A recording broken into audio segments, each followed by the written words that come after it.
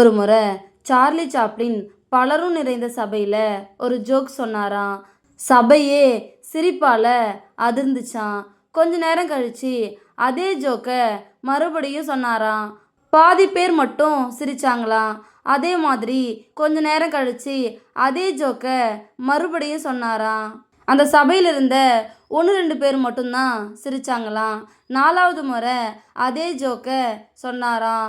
ஒருத்தவங்க கூட சிரிக்காம சபையே அமைதியாக இருந்துச்சான்.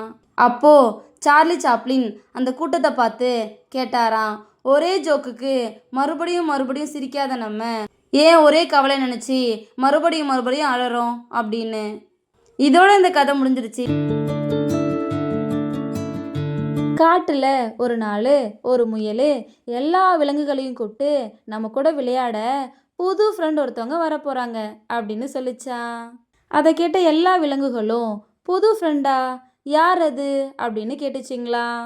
அதுக்கு முயல், நீங்களே கண்டுபிடிங்க பார்க்கலாம், அவங்களுக்கு 4 கால் இருக்கும் அப்படின்னு சொல்லிச்சான். உடனே கழுகு, மாடு தானே அப்படின்னு கேட்டுச்சான். அதுக்கு முயல், இல்லை, கூரான கொம்புகள் இருக்காது, ஆனால் பெருசாக இருப்பாங்க அப்படின்னு சொல்லிச்சான். உடனே குரங்கு, ஓ, நான் சொல்லட்டுமா, யானை தானே அப்படின்னு கேட்டுச்சான். அதுக்கு முயல், நீண்ட தும்பிக்கை இருக்காது, ஆனால் வேகமாக ஓடுவாங்க அப்படின்னு சொல்லிச்சான். உடனே ஓனா, எனக்கு தெரியும், சிறுத்தை தானே அப்படின்னு கேட்டுச்சான்.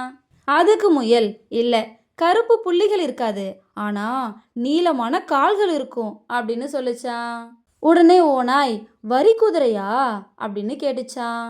அதுக்கு முயல், இல்லை, கருப்பு வெள்ளை வரிகள் இருக்காது, ஆனால் நீளமான கழுத்து இருக்கும் அப்படின்னு சொல்லிச்சான். உடனே கிளி, ஐ, தெரிஞ்சிருச்சு, ஒட்டகம் தானே அப்படின்னு கேட்டுச்சான். அதுக்கு முயல், இல்லையே, உருண்டையான திமில்கள் இருக்காது, ஆனால் உடம்புல கட்டங்கள் இருக்கும் அப்படின்னு சொல்லிச்சான்.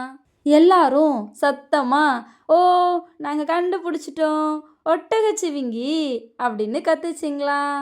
அதுக்கப்புறம் எல்லாரும் சேர்ந்து ஒன்றா விளையாடினாங்களாம். இதோட இந்த கதை முடிஞ்சிச்சு.